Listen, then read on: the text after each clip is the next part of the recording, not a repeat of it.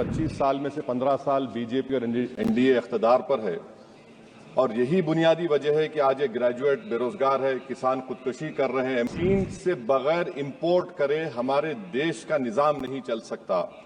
ये सब जिम्मेदारी इस हुकूमत पर आयद होती है। सर वजीर आजम कहते हैं कि मुल्क विकसित भारत की राह पे है। मैं कहना चाहता हूं कि ये उस वक्त तक मुमकिन नहीं है जब तक इस मुल्क की 80 करोड़ आवाम फ्री राशन के बगैर जिंदा नहीं रह सकती। विकसित भारत उस वक्त तक मुमकिन नहीं है जब हमारे मुल्क के बच्चों को जो पढ़ना नहीं आता, प्रॉपर सेंटेंस नहीं लिख सकते। विकसित भारत इस वक्त तक मुमकिन नहीं है सर जब देश के 15% मुसलमानों को तालीम से, रोजगार से, सियासत, इंतजामी और गवर्नेंस से मजहबी तासुब की बुनियाद पर खारिज कर दिया जाता है। हर साल 1.3% की कमी हुए, यानी हर साल वतन अजीज के शहरी गरीब होते हैं और बरसर इख्तिदार की जमात की दौलत में इजाफा होता है। 750 उन्होंने अपने नए पार्टी ऑफिस पूरे देश में खोले हैं और एक गरीब को PMAY में बगैर रिश्वत करप्शन के घर नहीं मिलता। सर मैं इस बजट की मुखालिफत में बोलने के लिए खड़ा हूं और इस बात को ज़हन नशीन करनी चाहिए सर कि पिछले 25 साल में से 15 साल बीजेपी और एनडीए इख्तिदार पर है और यही बुनियादी वजह है कि आज एक ग्रेजुएट बेरोजगार है, किसान खुदकुशी कर रहे हैं, MSME बंद हो रहे हैं और चीन से बगैर इंपोर्ट करे हमारे देश का निजाम नहीं चल सकता। ये सब जिम्मेदारी इस हुकूमत पर आयद होती है। सर वजीर आजम कहते हैं कि मुल्क विकसित भारत की राह पे है। मैं कहना चाहता हूं कि ये उस वक्त तक मुमकिन नहीं है जब तक इस मुल्क की 80 करोड़ आवाम फ्री राशन के बगैर जिंदा नहीं रह सकती। विकसित भारत उस वक्त तक मुमकिन नहीं है सर जब हमारे देश की लड़कियां न्यूट्रिशन और तालीमी मौके उनको बच्चों की तरह नहीं मिल जाते। सर विकसित भारत उस वक्त तक मुमकिन नहीं है जब हमारे मुल्क के बच्चों को जो पढ़ना नहीं आता, प्रॉपर सेंटेंस नहीं लिख सकते। सर विकसित भारत उस वक्त तक मुमकिन नहीं है जब इस देश की बहुत बड़ी आबादी गरीब है, एब्जेक्ट पॉवर्टी में है।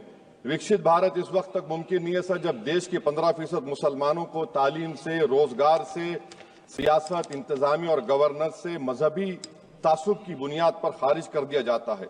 सर 2014 से रियल वेजेस में गिरावट आई है या स्टैग्नेशन हुआ है। हर साल 1.3% की कमी हुए, यानी हर साल वतन अजीज के शहरी गरीब होते हैं और बरसर इख्तिदार की जमात की दौलत में इजाफा होता है।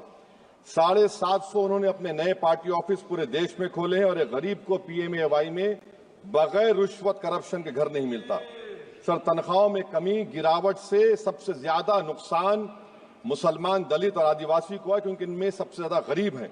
सर मोदी हुकूमत ने इन तीनों तबकों के खिलाफ ऐलान जंग कर दिया। क्या मन की बात से एक औसत घराने को खाना मिलता है?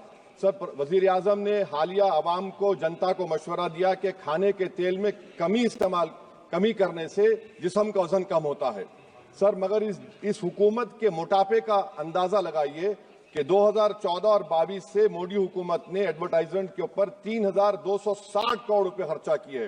तो मालूम हुआ कि देश के प्रधानमंत्री मोदी जी एक एग्जाम वॉरियर भी हैं और एक डाइट कोच भी हैं। सर खाने के तेल का होलसेल प्राइस इंडेक्स 2014 में 104 था, 2022 में 182 हुआ, 2024 में 145 होता है। ये पॉलिसी हुकूमत किसके लिए बनाती है? गरीबों के लिए नहीं बनाती, हम जानते हैं।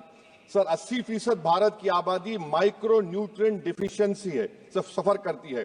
हेल्थ के बजट को हम देखें sir, as a percentage of total budget spend and share of GDP, इसमें कोई इजाफा नहीं हुआ है सर, बल्कि इसका शेयर 2018-19 से कम है। जब हेल्थ सेस लागू किया गया था, हजारों करोड़ हेल्थ सेस कॉर्पोरेट्स और इनकम टैक्स लोगों ने दिया, हमारे हेल्थ सेक्टर में कोई काम नहीं हो रहा है।